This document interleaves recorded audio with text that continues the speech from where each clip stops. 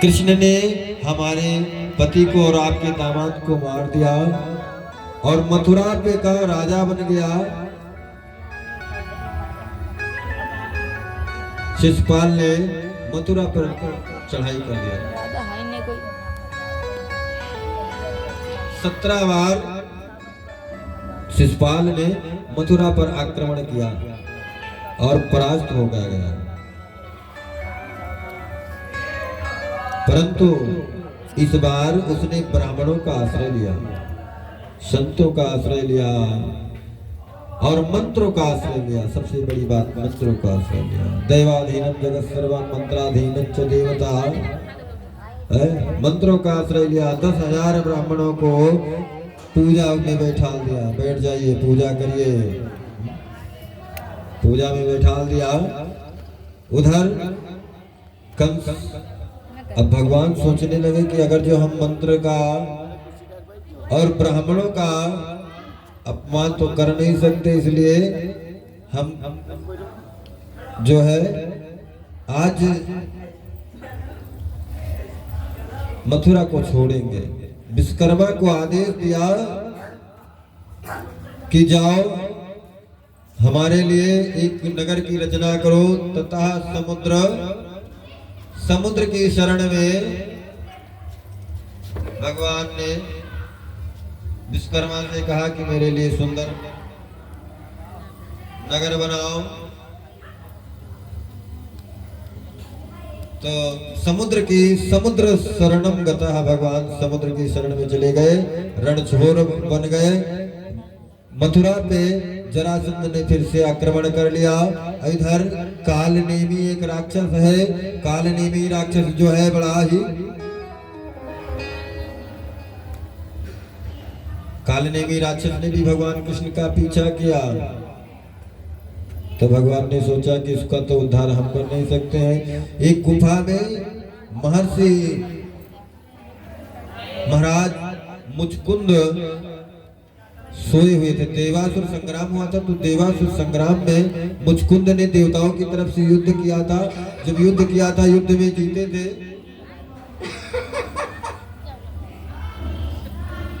युद्ध में जीते थे तो उन्होंने वरदान में मांगा कि मुझे सोना है। सोने के लिए उन्होंने ब्रह्मा जी से वरदान मांगा। ब्रह्मा जी ने कहा जाओ आज से तुम जितना चाहो सो जाओ, जो सोने में तुम्हारी सोने की निद्रा भंग करेगा और जिसको तुम देख लोगे वो जल जाएगा। तो मुचकुंद के भगवान उसी रास्ते से गए, गुफा में अपना पीताम्बर मुचकुंद को उड़ा देते हैं।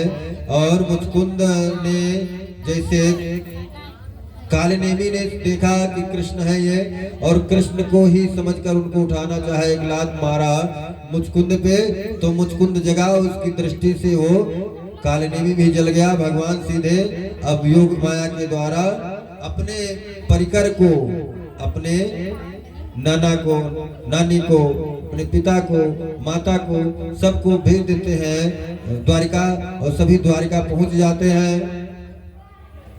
अब द्वारिका पहुंच जाते हैं, भगवान वहीं निवास करने लगते हैं। अब आगे रुक्मणी मंगल की कथा है। आप लोग बड़े प्रेम से रुक्मणी मंगल के दृश्य को दर्शन करेंगे। आज किस प्रकार भगवान रुक्मणी के साथ में विवाह होगा। पहला विवाह होने वाला है रुक्मणी के साथ में। कहते हैं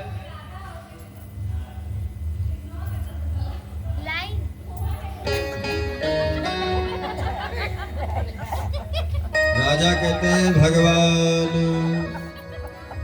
भीष्मक सुता रुक्मणी रुचिरानना। राजा परीक्षित ने प्रश्न किया कि हे गुरुदेव, भगवान भीष्मक सुता रुक्मणी राक्षसेन विधानेन उपयेम इति श्रुतम। हमने सुना है कि ब्रह्म विवाह सबसे श्रेष्ठ होता है, और तो भगवान है तो ये राक्षस के तरीके से किसी की पुत्री को हरण करके लेकर जाना, ये मर्यादा के खिलाफ कैसे इन्होंने इसको किया। तब सुखदेव जी कहते हैं कि हे राजन, तुमने अच्छी बात पूछी है, क्योंकि लोगों के मन में भी ऐसी बड़ी इच्छाएं जागृत हो जाएंगी, मन में जागने की इच्छा हो जाएगी कि भगवान राक्षस की तरीके से कर्म करेंगे तो आगे क्या होने वाला है। इसलिए सुनो, ये जो राजा सिद्ध भीष्मको नाम विदर्भाधिपतिर्महान तस्य पंचाभवन पुत्र कन्यका च वराननः। एक कुंडनपुर नगर है, कुंडनपुर नगर के एक राजा है भीष्मक। इनके 5 पुत्र हैं, रुक्मी, रुक्मबाहु, रुक्मकेश, रुक्ममाली और रुक्मांगद, और एक कन्या है जिसका नाम रुक्मणी। सुंदर है, रूप होते हैं लक्ष्मी साक्षात श्री परा, श्री लक्ष्मी के समान सुंदर है वो। नगर में, कुंडनपुर नगर में सारी धन संपदाएं अपार वैभव के साथ भरा पड़ा हुआ है। कहते हैं कि भगवान आज रुक्मणी का विवाह शिशुपाल के साथ में तय हो गया। उसका भाई जो रुक्मी था और शिशुपाल जो है चेदी नरेश दमघोष का पुत्र था, उसके साथ में रुक्मणी का विवाह तय कर दिया गया। रुक्मणी मन ही मन में चाहती थी किसको, भगवान को, कन्हैया को चाहती थी, कृष्ण को चाहने लगी, प्यार हो गया था। कैसे हुआ? बोले सुन के, श्रवण मात्र से सुना था, भगवान के गुण को सुना, देखा नहीं एक बार, सुन करके कि भगवान किस प्रकार से हैं। श्रुत्वा गुणान् भुवन सुंदर श्रृणवतान्ते, इतने गुणों को सुना। ये जो भक्त, बड़े बड़े भक्त होते हैं, जो महात्मा बन जाते हैं, अपना सब कुछ त्याग कर देते हैं, भगवान के गुण को तो सुन करके करते ना।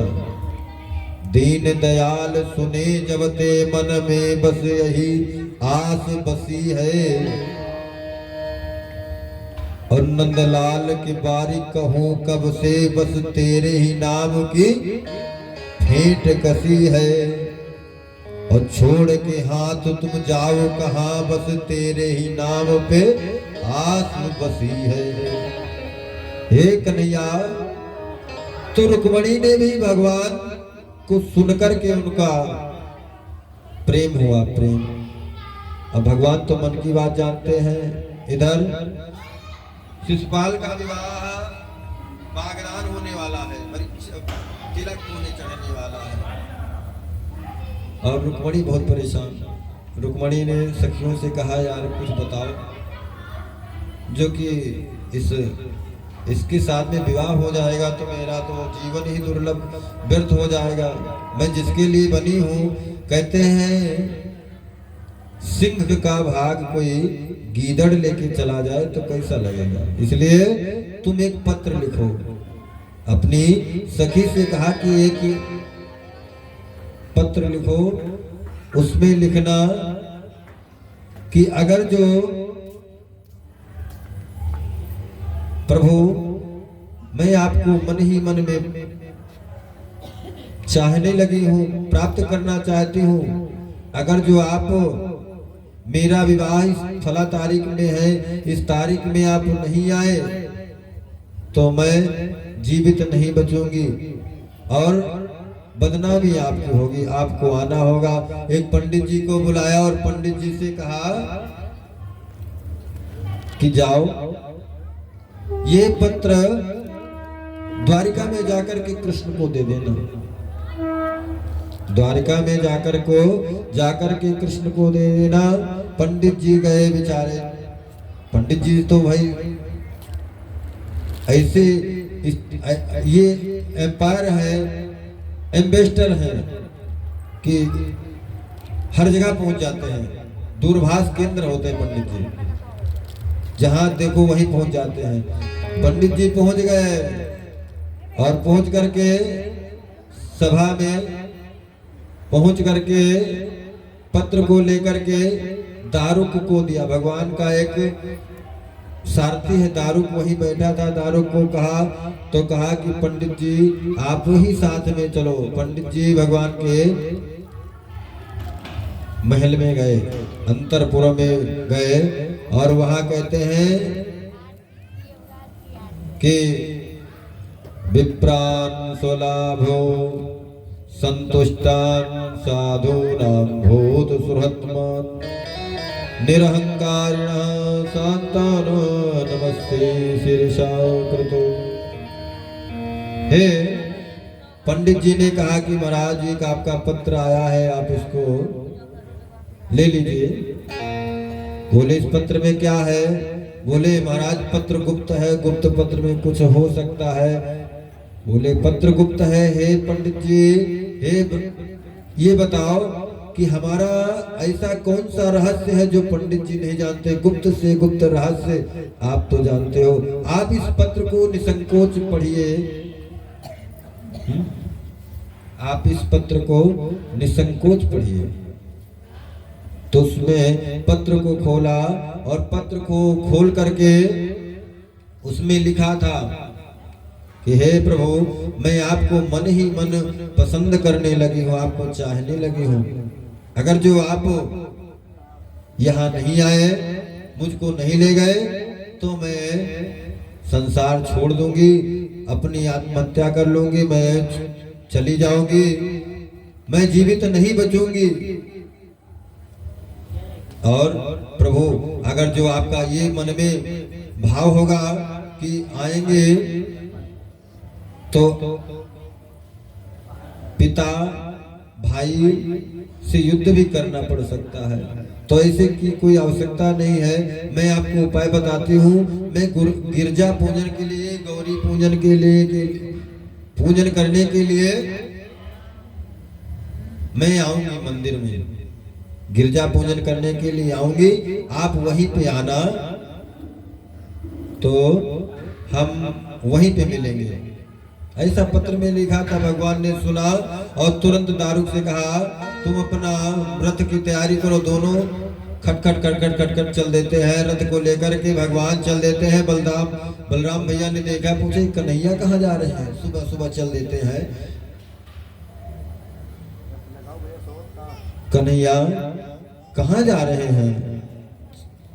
तो जो सेवक थे कहने लगे, द्वारपाल कहने लगे, महाराज हमें नहीं पता है कहाँ जा रहे हैं, परंतु मुझे एक बात है, एक पंडित जी आए थे कुंदनपुर से और उनके हाथ में कोई गुप्त पत्र था, वही लेकर के पंडित जी के साथ ले गए हैं। बलराम जी ने कहा ठीक है, मैं समझ गया पंडित जी कुंदनपुर के हैं। बोले हाँ कुंदनपुर के हैं। बस कुंदनपुर में,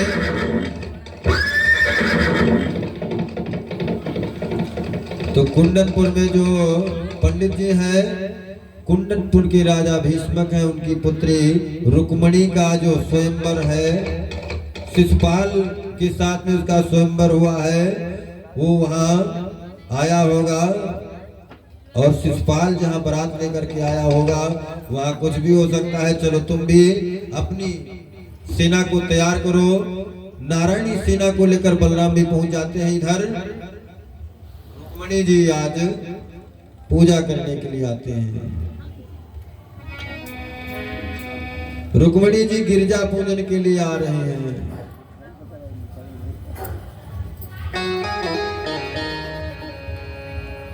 जय जय जननी,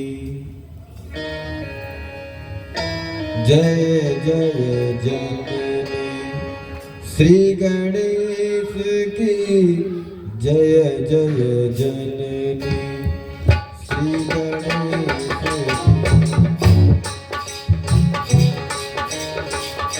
श्री गणेश की जय जय जननी,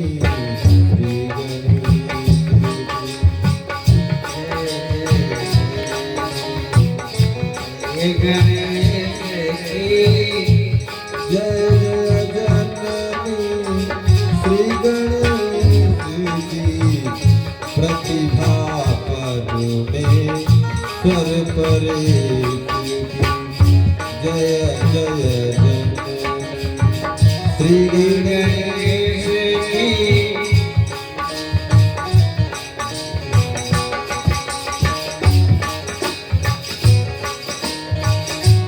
गौरी जी की पूजा के लिए रुक्मिणी जी सखियों के साथ सहेलियों के साथ में आज जा रही हैं और सखियां आरत की थाल पूजा की थाल को लेकर के जा रहे हैं। आज रुक्मिणी जी कहती है हे जननी हे जगदम्बा हे भगवती